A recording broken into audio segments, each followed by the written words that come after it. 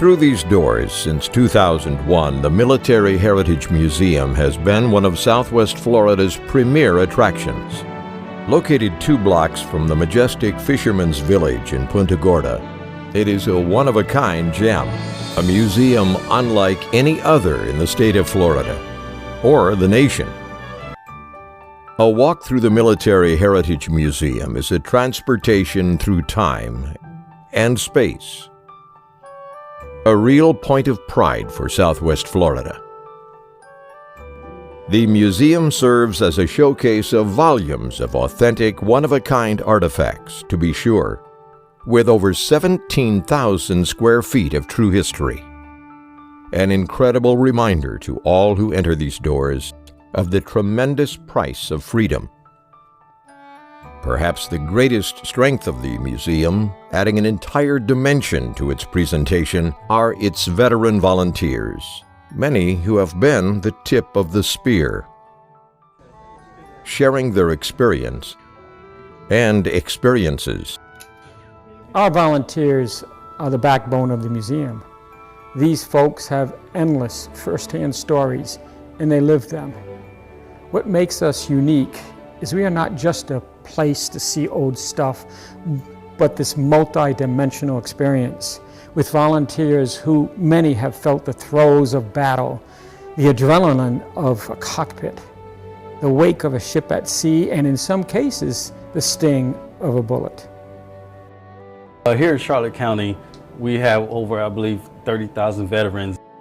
Majority of our veterans are those that came from the Vietnam era.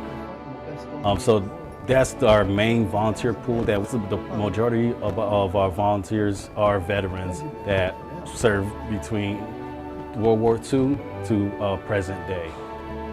These guys are just guys looking to keep serving, to give back to the community. Florida has the 3rd largest veteran population in the country and is ranked the #1 veteran-friendly state. So this is as it should be. Let veterans step up and join in, helping to create this unique venue. Here at the Military Heritage Museum, we have over 100 veteran volunteers, donating thousands of hours of continued service to tell their stories. Why do they do it? Well, we'll let them tell you. I served in the Army in Korea, 1950 to 1952. In the Air Force, I went to Vietnam in 1964, came back in 65. I'm 87 right now. I'm living here, I got spare time, and I'm interested in showing the people what the GIs had to go through. I'm a United States Marine, and I served in the Marine Corps from 1965 to 1971. And I served in Vietnam. I had 2 tours from 1965 and 66, and then 67 and 68. In my first tour, I was wounded in my 13th month. About a year and a half ago, I came back to this museum because they had moved into the new facility. They were tremendously impressed with my academic background, but more specifically because I'm an old guy and I'm a combat veteran. So this was a perfect place for me to be. It's both an interesting place and the environment is a friendly environment. I'm surrounded with other veterans. I've been kind of looking for something like this to do since I got out of the Army. Here at the Military Museum, we're kind of unique in that you don't just learn about heroes. You meet them, you hear their unique stories, and even ask them questions. Just hanging around with guys and talking about our service with the guys that work here as well as the clients that come through every day, meeting people that have a common bond. It's not just a museum, it's a living museum. Obviously, like the aviation, I did it for 43 years. To be able to be retired and still come in here and work with people and share what I did for so many years, it's very rewarding. To do what I'm doing, I'm working in the simulator part, the flight ops part, bringing somebody, setting them down in the chair and talking about the flying and letting them get an experience of doing something they've never done before. And they walk away with smiles. So it's a lot of fun. the benefits, I get to work with my fellow vets, and I get to meet some wonderful people. What drew me to the job is just, it's something that I love doing, is interacting with anybody related to or connected with military in any way. And just enjoy listening to stories and talking about our experiences in the military. It's extraordinarily satisfying. You get to meet some awesome guys, all walks of life, from all over the country. I've been at the museum for about 6.5 years, ever since we moved here full time. I was at the other museum for about 3 years. I work at the flight simulator room, and I also give tours on our Huey Medevac helicopter. When we have guests here at the museum, I run into people all the time that were at the same place I was in Vietnam, did the same thing. So it's pretty interesting. I love flying with the simulators. We have numerous retired military pilots and civilian pilots, and they've taught me how to fly, and I really like it. I was a mechanic crew chief on an OH-58 and a UH-1 Huey. I started volunteering at the museum in February of 2011. When I started volunteering, I realized that I was sitting around the house too much. I did a tour of the old museum at Fisherman's Village and realized that I had a calling to kind of come and spend some time, and it was great doing it and being around military. I enjoy being around people, and I still enjoy being around the veterans. It kind of brings me back to my old days of when I used to fly. I don't think there's a place that has this kind of flying talent anywhere. The experience that the veterans have here is just unbelievable. Most of their questions they ask gets answered because of the experience of the people here, and they just love being around the veterans that flew airplanes, and they're very curious. I have not gone to another museum that has flight simulators. So I think this really sets it apart from even the Air Force Museum. I retired as a Command Chief Master Sergeant. I did a total of 34 years military service. I did 5 years in the Army, and I did 29 years in the Air Force Reserve. I'm 6th generation military. I actually had 2 grandfathers, father and son, who fought at Bunker Hill.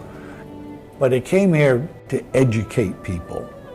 And that's our job here. You know, you can have a tour guide, and you can have what we call a docent.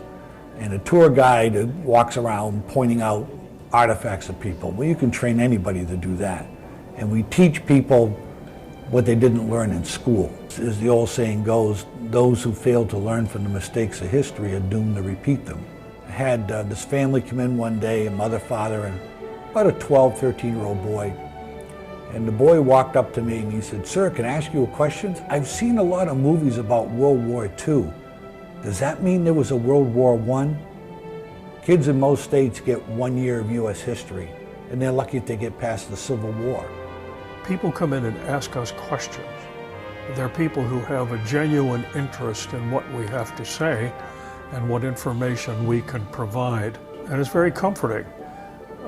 We're allowed to reminisce. We're allowed to re-examine our own history. And we're allowed to change our mind about what we thought 45, 50 years ago and how we view it now. It's a nice museum, it really is. It's got a fine collection. And me being a military guy, I'm also a collector of military, so I just love being in here with the stuff that I like to collect. We're one of the 2 largest museums in the state of Florida that are dedicated to all the branches of service. Advertising and the size of the museum invites individuals who are visitors to come to this museum, and you make a plan to come here. It's not like you wound up at the shopping center. Everybody has a relative that's served. We try to teach people to appreciate and honor that person that gave up part of their life, whether they were in combat or not. We don't have a military base anywhere around here, probably 100 miles from here.